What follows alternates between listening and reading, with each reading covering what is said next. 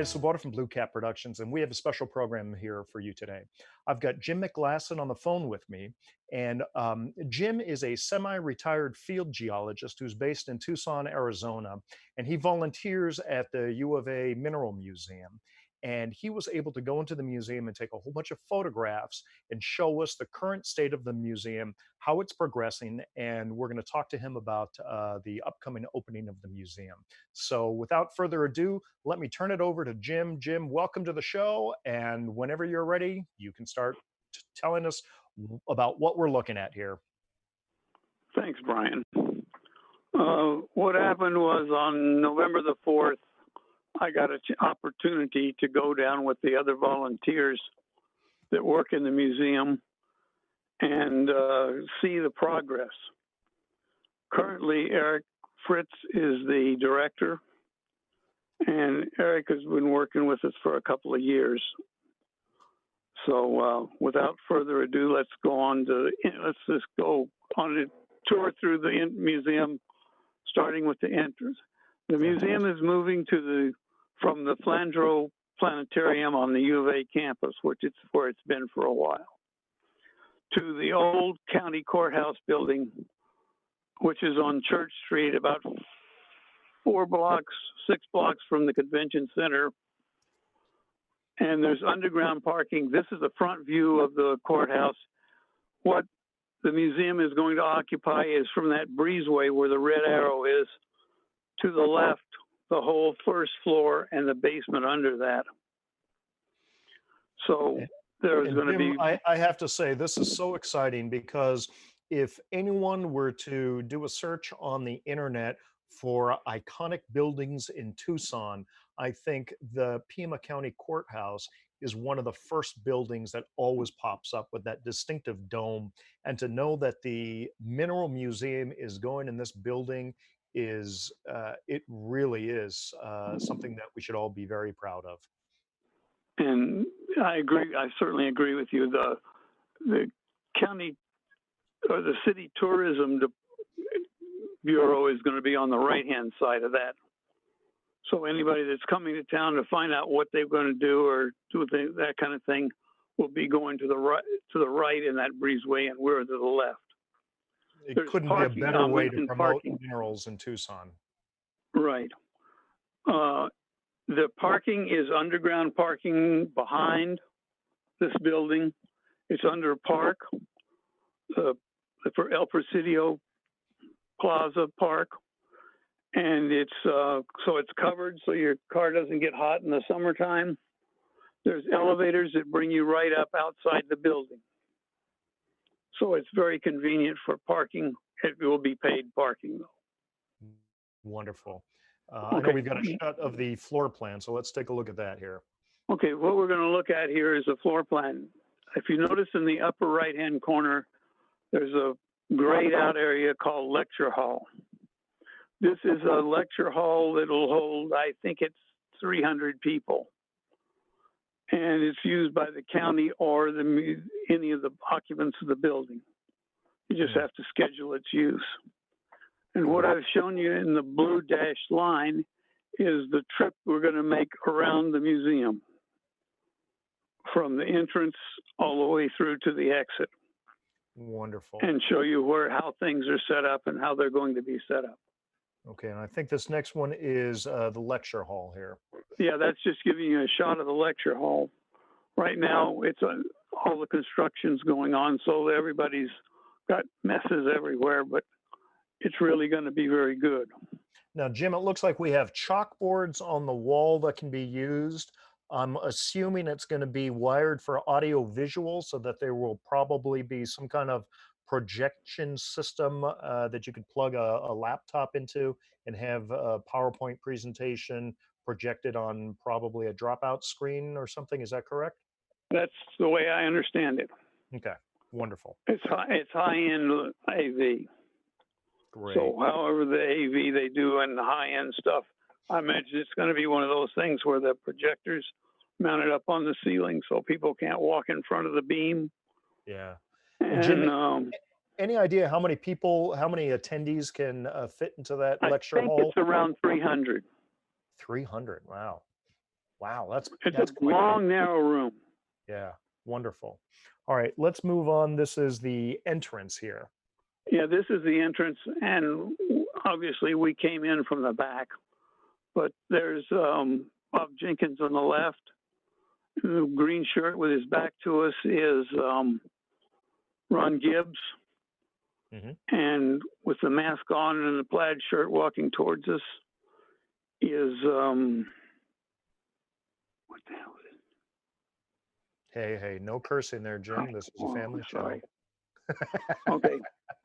Anyway, I'll remember it later. Okay. Anyway, that wall on the right-hand side, Eric says that's a laser etched wall. And I'm looking down it and I'm going, yeah, well, what? So from the end, you don't see anything, but when you get perpendicular to it, it's a shot of the Tucson mountains. But as you move, the shadows move. Incredible. And so those would be the Catalina Mountains, correct? The same view you'd have if you got outside and looked directly straight forward, straight north. Wow. It's incredible what technology does. I mean, when I saw it on Ian Don when he first said it, I'm going, so what the heck? Why did we do this? Why did we let somebody volunteer to put a rough wall up? But it's not. It's actually very great. I'm looking forward to seeing that. So I think the next image we have here is the entry lobby. Mm-hmm. That black, I was standing between where we are now and the black desk you see behind the scaffolding to take that last picture. So that would be looking out through the entrance doors. Okay. It's in that entrance. It's on the right-hand side of that entrance hallway. And so when you come in, you're going to approach that black desk, and that's where you're going to pay your entry fee and get any information you need and ask questions. There'll be docents. And Jim, do we know what the entry fee is going to be? No, we don't. Okay. Or at least I don't. I'm not privy to that yet. Sure. That door you see back there is the director's office door. Okay, well, let's go into that room right now. Yeah, and it's set up. Eric will be moving in there shortly. He's now downstairs.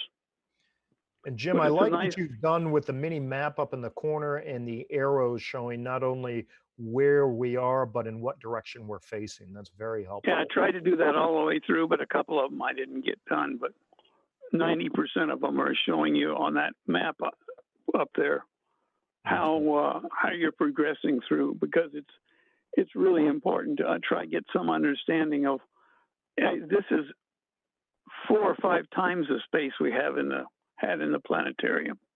Incredible. And plus, I know that we're getting new displays in there and using all new technology. This is really going to be a cutting edge example for the rest of the world. It is. Okay, let's go on to the mineral evolution. Let me mention right now, Brian. It's an interesting fact that this museum has no budget for acquisitions. None. It's all that's been done for this museum has been on a volunteer and gift basis.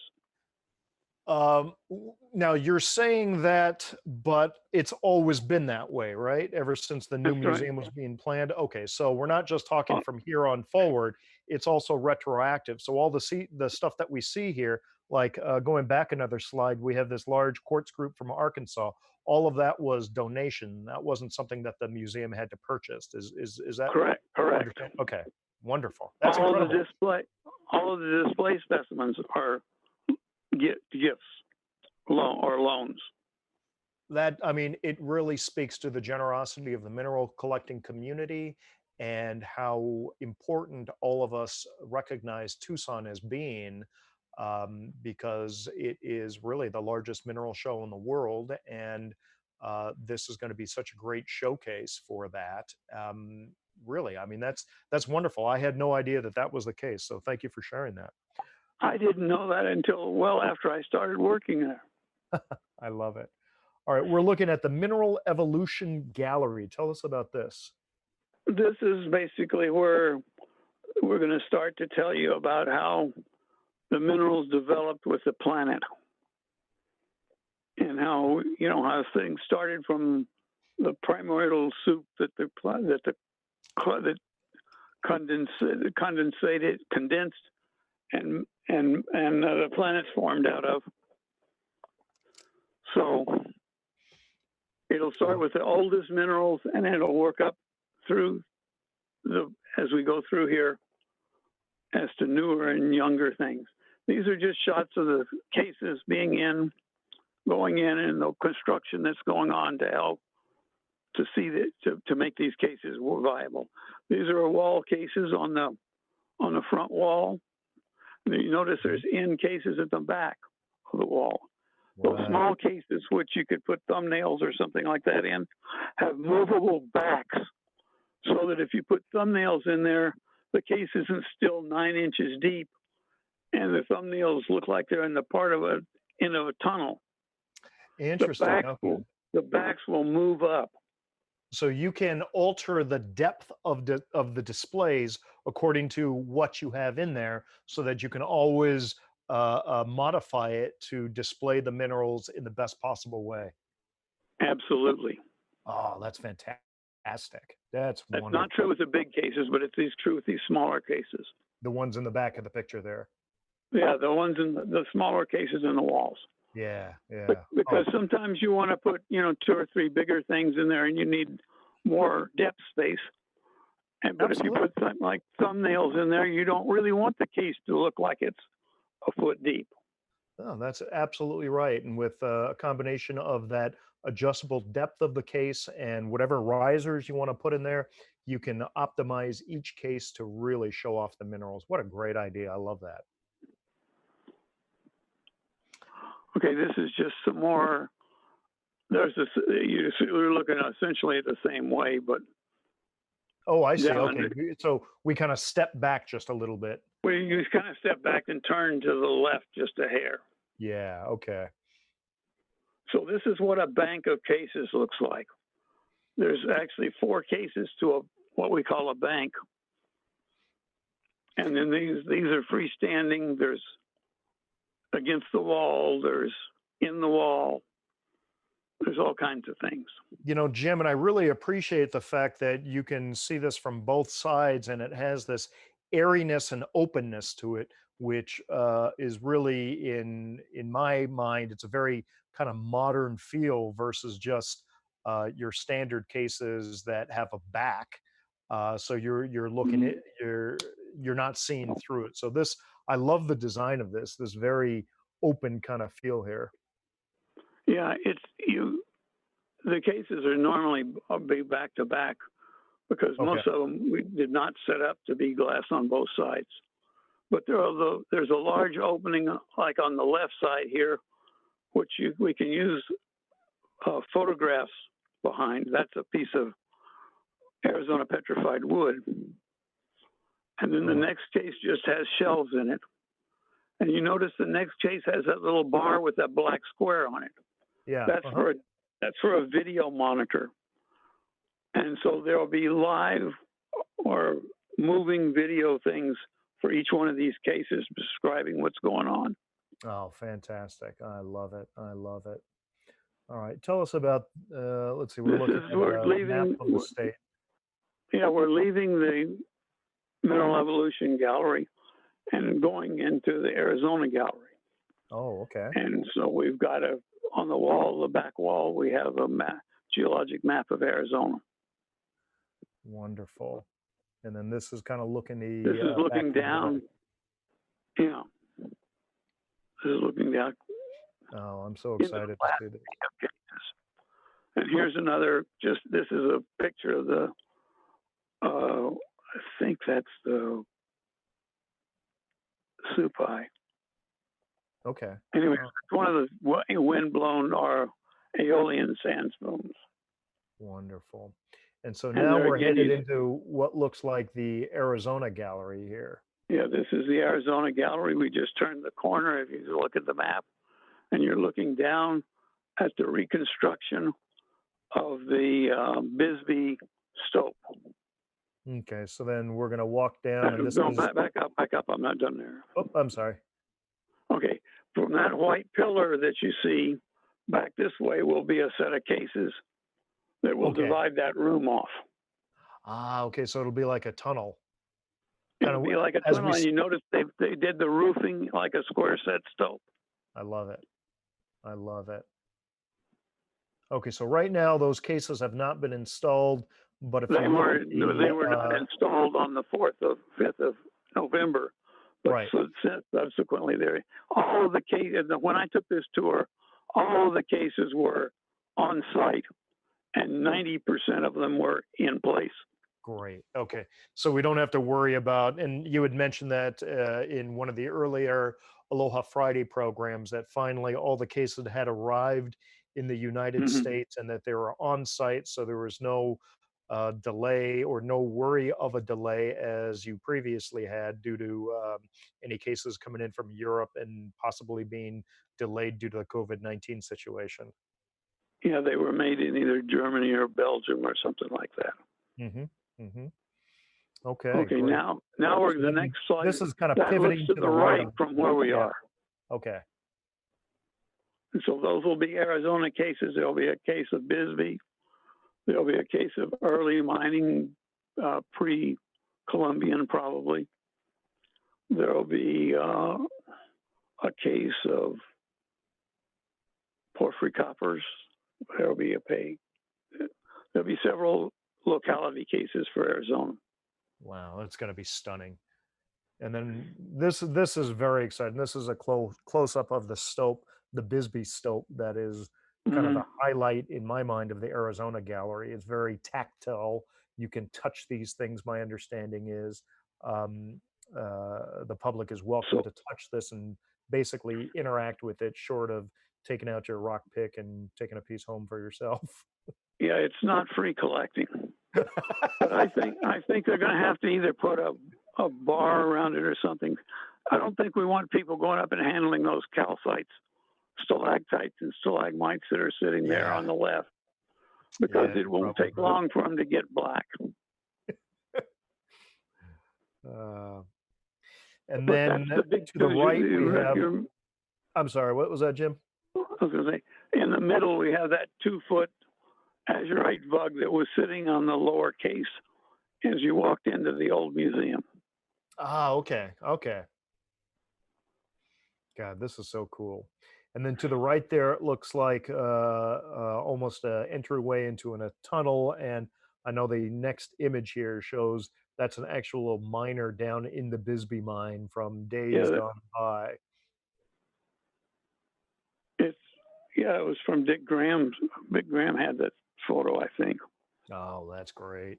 Yeah, the And Graham family is a great collector of Bisbee, both material and artifacts. And he used to be, was it the mine manager there at Bisbee?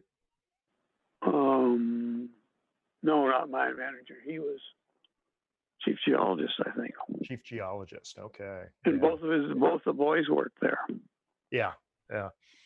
And And my one understanding is they've both been very involved in this museum. absolutely, this part of the thing has been their ideas, Wonderful. and they oversaw how it went in so that it was realistic. I love it. So, And Doug runs the mine tour at Bisbee now. yeah, I heard that. I heard that. That's great. And for anyone who has not done that mine tour in Bisbee, next time you're in Tucson and you have a day, it's a short drive away, maybe hour and a half, and it's a great experience. And you even get a drive through Tombstone, which is always fun. Yeah, But I was going the to say train that. ride into the mine is wonderful. It's a great experience. So give it a look see. All right, let's move Well, on into the Arizona Gallery here. okay, this is if you were standing in front of the stope recreation and you made a 90-degree left turn. Okay. Richard Graham drew up this cross section for the Bisbee mines. And these guys have made it into an interactive display. So is this You a can pick up computer them. display or is this Yeah, like, oh, wow. the map is, this is what you see. And apparently you can pick up a mine car, and run it around the mine. And I'm not exactly sure how it's going to work, but either they're going to tell you what you've gotten to, or they're going to have some pictures. Wow. Wow. But you I'm can control the visitor gets to control where the car goes. This is the first I've heard of this display, and that looks very exciting. We had Salim Ide on our Mineral Talks live show, and he said that one of the most crowded areas in the MIM Museum in Beirut are the interactive displays. So I expect this is going to get a lot of attention. We have lots of interactive displays. Wonderful, wonderful. All right, let's It move was on. really hard to take a picture of that. I bet, I bet. What are we I looking had at to here, work. Jim? This is leaving the Arizona Gallery. This is where mining technology is going to be. And if we can get a mining company or somebody to donate their space for a training simulator for haul truck drivers. Cool. So far, nobody stepped up. But one would hope that some mining company would step up and I'm sure it's just a matter of time. It has to happen. Yeah. All right, let's move on This to is where we're going to talk about reclamation and environmental impact and that kind of thing.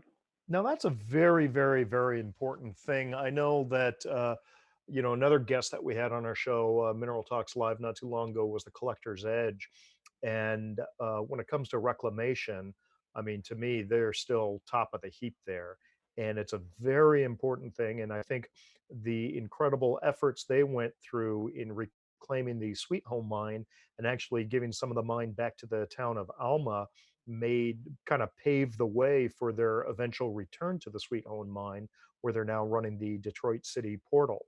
And had they not done it properly, I think they would have run into a lot more red tape. So it's both a boon for the environment, it's a boon for the local community, and it's just the right thing to do. Mm-hmm. I agree. Fantastic. All right, let's move on to we're looking at the Crystal Palace here. What's this? The Crystal Palace is where we start talking about minerals and their properties and how come crystals are like they are. And no, they're not cut and polished. You can't believe the number of people that came to the old museum, and the first comment was, how do they get them cut and polished to make it look so good?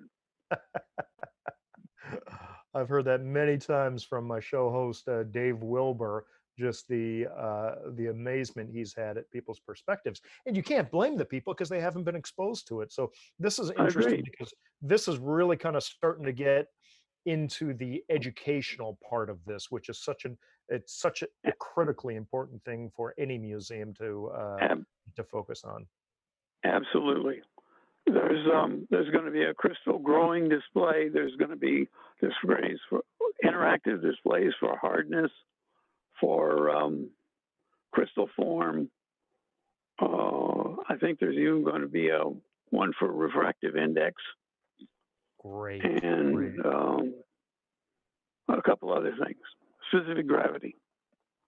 Well, I certainly hope companies like GIA in Carlsbad, California, and GEMA in London, England, get involved with this, because kids that are interested, or not just kids, but any young person who becomes interested and they start learning more about minerals and possibly gemstones, that would be the next step forward to a better education and a career in that field. That's very true. Yeah. GMA is already involved. Well, I mean, they're a great group out there in England. CEO Alan Hart, obviously a good friend of mine. He's the host of the What's Hot in Munich as well. Incredibly knowledgeable person. Great organization out there. I got to give them another plug because they were the one that put the cut stone and birthstone display in the old museum. Oh, great. I didn't know that. Good for them. All right, let's move on to this. Looks like a presentation hall. This is into that kind of octagonal. Oh, I see. It's a hexagon. Looks like a looking down the C-axis of a quartz crystal. Yeah. Oh, okay. But I see how this works. this is where the interactive displays are going to be. And right now they're using it. That guy that's there working on that big copper piece is building stands for all the pieces, because you can't have big, heavy things in a museum that aren't fixed so that Yeah, somebody can't turn them over on themselves. exactly. Exactly. That's the last thing you need. So he's building stands for everything. Wonderful.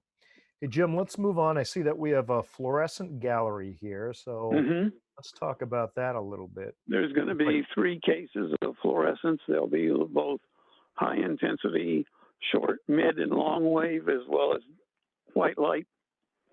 There'll be both gemstones and minerals in here. wonderful. And it'll And then just be part of. yeah, speaking of gemstones, here we're going into the gem gallery, which is just past the fluorescent display area there. Hmm. As we go into the gem gallery, we're going to recreate a pocket of rubelites from Afghanistan, and I've seen the pieces. They are incredibly beautiful pieces. Great. Very bright pinkish red. Wonderful. And I'm noticing the map behind there on the wall where gem crystals form. And you got quite a few locations there in the United States and in South America and even up there in Canada, it looks like. So, That also goes on to have Asia and. sure, I imagine it would. Yeah. I think that's nice as a backdrop, but it also provides very good information. Uh, okay, here now we've gone all the way down to the end and we're looking down this long corridor as we can see Right. in the floor plans from above. And as you walk coming down here, you're approaching going into what they call the gem vault, which is a square with a slanted entryway. Okay, so here And is back, we've well, entered back up a into, little. oh, I'm sorry. See that black stand on the left side there?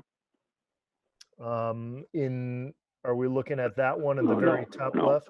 no, Oh, no. oh, Right in the photograph. in the photograph. Yes. That black covered stand is where the diamond cutting machine is going to go. Oh, It's a diamond cutting machine that's coming out of the New York Diamond District. interesting. And so is it going to be manned or is it an automated machine? I asked the question, and Eric told me he would lock me in there if I wanted to do it. Well, hopefully there's a slot that people can pass you ham sandwiches from time to time. No, I'm not going to do that. All right. Well, let's go into the gem vault Yeah. here. The center of the gem vault will have 7 freestanding cases that Okay. kind of go diagonally across the vault where that scaffolding is. Yeah. The lighting in the top of that is all LED, color corrected for everything. Wonderful. Oh, I can imagine it And now, the mostly, dazzle coming out of here. and mostly wall cases, Mm-hmm. Mm-hmm. Okay. because gemstones don't normally need big cases. Yeah. Let's go to this next image here. This This is is a very interesting image. That's Eric Fritz on the left and okay. Ron Gibbs on the right. And we're looking out we're in the gem vault, looking out this door or this case. This is a 2-sided case. Will have precious metals in it, the golds, the silvers, the platinums. And Eric decided copper was a precious metal since we live in Arizona. Mm-hmm. So as you come in the door, you will be able to see this case. Will be the first case you see before you make a turn and go into the entryway, which is just beyond, just down this hall about halfway. Sure. I see. That is interesting. And that laser cut thing of the Catalinas is on the left side of this wall. Gotcha. Okay. Very interesting. It'll be very spectacular for the golds and silvers. And so the people walking in, they'll be able to see the golds and silvers. So that's kind of a draw to lead them further into the museum. Is that the thought here? That's the idea. Wonderful. Great. And this is, okay, we've come These out are of the gem vault and we're back into the gem gallery. Yeah, and this is on your way out after you left the gem vault. These cases on this wall are going to be rotating exhibits that will change every 6 to 12 months. Now, are they rotating exhibits of gemstones or rotating exhibits of mineral specimens? Either. Either, okay. Or both. And would these be exhibits that other museums can loan you or individuals can loan you for a while? Both as well. Yes, yes. Wonderful. Wow, that's a great idea. And then let's look at this next image. Oh, I think it's okay. the same image. Okay, this appears to be the same image, but yeah, the exit hallway is just behind that ladder. Okay, gotcha. So if we go back to the previous image, it actually shows the arrow up in the floor plan, so you can kind of get an idea. You can see where the exit hall is. Yeah. And there'll be one case on the right-hand side of that hallway that goes out. It will have synthetic stones, mineral fakes, frauds, all this kind of thing for both gemstones and minerals. I love that idea, Jim, because just recently on an Aloha Friday, we had Gerhard Wagner talking about our focus that show was on labels, and we had Gerhard Wagner showing a piece that he bought many years ago that I believe came from like the 1800s or something, and you could see that the label that was on the mineral was all yellowed, but even back then it looked like they were making let's say enhanced specimens on matrix. And certainly all of us still remember the very recent blue hemimorphite scam that came out of the Owela mine that took advantage of a lot of people. So I love this idea of an exhibit for the mineral fakes and frauds. It's not to highlight them and to celebrate them. It's more of a warning to people and a showcase so that people understand that there are some very clever people out there making things up just to earn a dishonest dollar. One of my pieces is going in there. It's a creedite from China that's a nice pinkish purple. It's also been dyed. Of course. Wonderful. Okay, then why don't we move forward? We're looking at the basement here. Maybe we can go a little bit quicker through some of these things, but these are the resources that are available to I guess people who are visiting the museum. Is that correct? That's right. Okay. Then here we have a lounge and small classroom. What's the thought here? The lounge is just a place where you can sit down and rest and whatever. There's a place that'll have coffee over there kind of in the back of this. And the classroom is in case if you want to do just a little demonstration on how you identify this or that or whatever you want to do. And so could any organization or any individual sign up to reserve the room if they want to, say, give a small presentation during the Tucson show or something? I think so. Okay. I love it because we have that very large meeting room that we saw at the beginning of the presentation, and here's a more modest one. It looks like we're going to get maybe 20 people in there, 20 to 30 people, which is a lot smaller than the 300 people that you can get in the other room. But I like the different options that are available here. like a Micromount group could come. There's plenty of room for them to put their microscopes on the tables, and there's power and AV at each table. That's great. All right, let's move on to the library here. That's right off of this classroom, Okay. and we're looking for donations.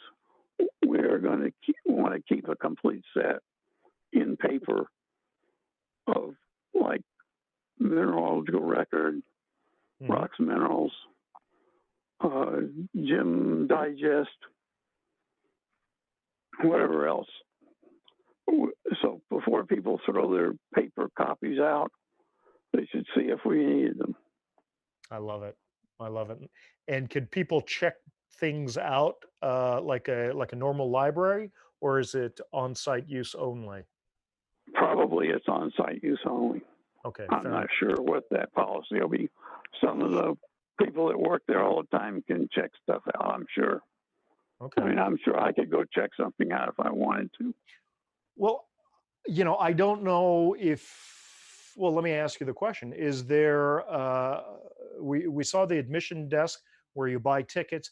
I'm going to assume that there is a annual membership a program that you can join. And if so, maybe if you're a member of the U of A museum, you would be allowed to check these books out for a predetermined period of time. I don't know. I don't think that's going to. I don't know whether that'll happen.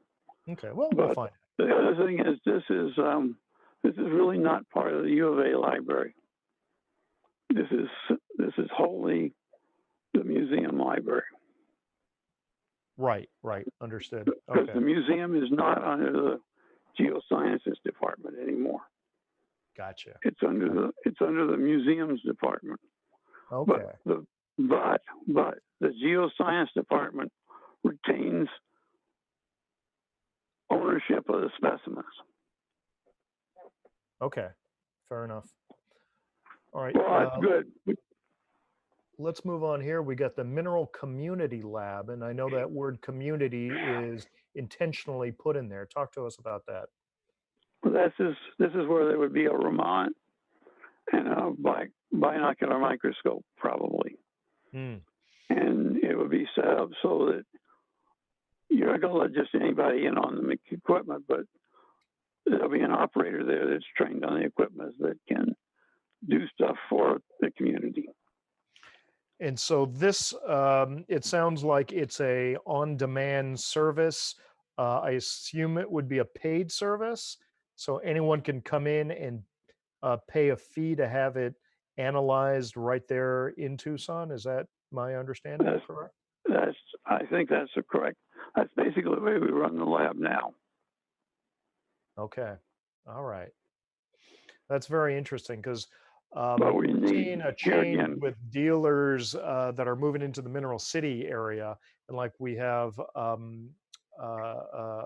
you can go to Mineral City now, and there's mineral labs who can do trimming and reparation work on your pieces right there in Tucson. And I know that Sunnywood has their base making facilities on site there at the Mineral City. So this is kind of, similar, where now if you're in Tucson, you can go, and as you said, you could do this before, but I never knew that. But now it's a little bit more out in the open that you can get mineral identification done right then and there. Well, we did it on a limited basis during the show because none of us wanted to be stuck on the Raman for the whole show. But the other thing I want to say here is that we don't have the equipment yet because we don't have donations to. It's going to have to come from the donations to equipment in the old lab. Okay. It's so old that but probably you have the space set aside for that, knowing that that's everything is set. Great. All right, let's move ahead here. This looks like it's another shot of the same area.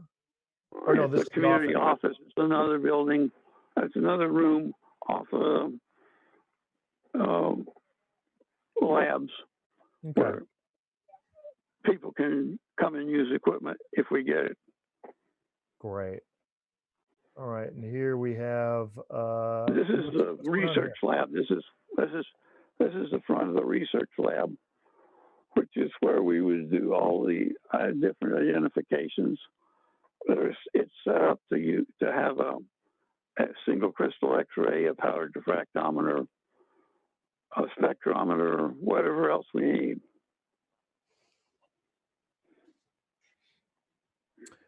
Looks interesting. And then the windows there, it looks like that's They open go so out that in the people, hallway to public. yeah, okay, so they can stop and they can watch the process. Yes, all these labs are lined up along the front of a Gotcha. hallway. I like that. I like that idea. Let's move on to the next image here, Jim. This This looks is like, looking towards the back end of the research lab, wow, so it's quite a and large room that we have here. there's a huge room. And that door you see off to the right there goes into the research conference room. Wow. Okay. This is the research office. This is the room. Research office. Okay. Very So nice. any of us that work down there in the lab all the time could have a desk and an office there. Wonderful. That's Bob Jenkins. Whoops. There's That's Bob right Bob there. Jenkins. I told him to get to work, and he says there's nothing to work on. Pretend. You got a photo lab there. Okay. Yeah, we did. They have a dedicated photo lab. I'm standing kind of in the middle of it, and that's Eric Fritz again. And this is a electronic table that goes up and down with all kinds of lights and shadow equipment and stuff to take pictures of larger specimens. Now, is this something where there's a photographer who would be doing the work, or is it available for photographers who want to do the work? The latter. Mm. There's not going to be a staff photographer. Gotcha. Okay. And it looks like for micro photography, you've got stacking software abilities there. Well, we'll have all kinds of stuff if we get money. Terrific. But we set up the space, which is great. This is a little room off the research lab that is a secure room to hold special collections like the rough collection, the type species collection, or any of those kind of things. Okay. Nice. Got it. I mean, just the amount of room that's available. Here's the conference room that I think you're referencing earlier. Yep, research conference room. That window on the left side goes out to that same hallway. Okay. And it's got sliding closures if you want to close it. God, I love this. I love this. Then the next image we have this is the prep lab. We are now doing a prep lab is what we have it down there at the Slandro was about the size of a closet. Maybe a master bedroom closet. Right. So is this for prepping materials that are to go on display? And that are just coming in. That are going to become part of the museum's inventory. Mm-hmm. Okay, what you see there is the collection stacked in boxes. And each one of those boxes has a bank, a case number, and a shelf number on it. So we packed the collection up by where it was going to be in the new museum. So once the cases are in, populating the cases will not take very long. Wonderful. Because there's even a photograph of how they set on the shelf. Very well organized, it sounds like. All right, we've got another shot of the prep lab to really kind of give people an idea of the size of it. I mean, enormous. It is enormous. That is great. And all those rolling tables will go anywhere in any of the labs. Oh, I love that. There are rolling tables. I didn't even realize that. That's a great idea. You can see the one right at the end on the right-hand side, right past the... Yeah, I mean, now that you point it out, it becomes quite obvious, but, I wasn't even thinking about that. They can go between the high-density shelving, too. Oh, fantastic. Save a lot of backs that way. Okay, so what are we looking at here? This is the prep lab is just above this. Okay. So and this area is not really available to the public. This is within the old safe area that the county had where they kept all the records. And so we have high density archival storage on movable shelves. We have Let me jump to some of those images. Yeah. These are the non-movable shelves. No, these are every bank of this stuff is movable.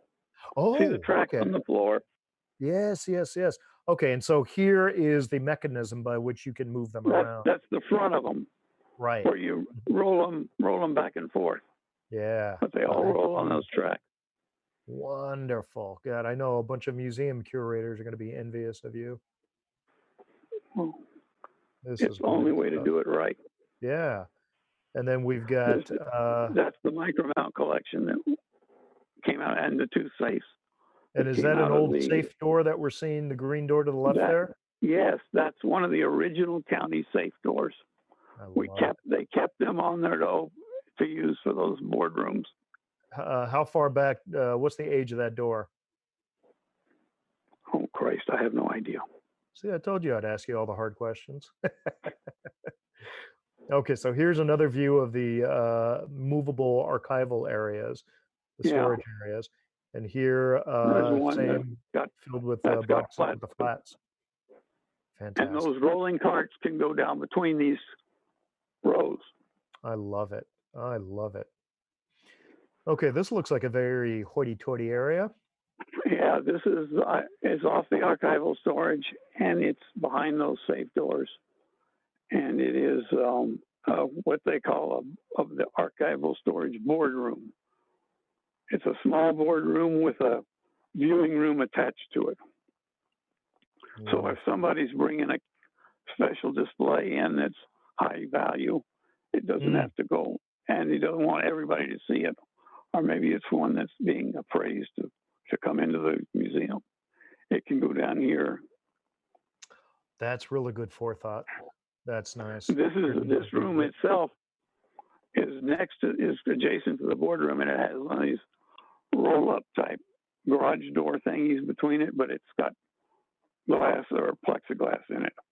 Okay. So it can be put, stuff can be put in here and secured so that no one can get to it, but everybody can see it. I love it from this view. I love it. Great idea. And this is the final image in your series here. Yeah, that's the Eric wants to call this the smoke and brandy room. That's so funny. I was just going to say, where does the humidor go here? Well, when he gave the county the tour of the place, he just said that, and they said, remember, this is city property. It is a no tobacco No zone. smoking allowed. And he said, well, let us just chew on the cigar. He says, the county guy says, no tobacco. So then he said, then Eric said, well, who was talking about tobacco? Oh, I love it. This is great. Okay, now, Jim, we've got a final slide here that gives us a tentative schedule. So we're looking at December 2nd for the case installation to be completed. And then just before Christmas, audio visual installation. I know I'm working on a couple of videos for the museum. And so AV said they were going to take 3 weeks, and we're going to start populating cases if they'll let us in. Wonderful. I don't know whether, as of right now, I can't go back. Sure. Wonderful. The university has to be on stage 4 for the volunteers to come back.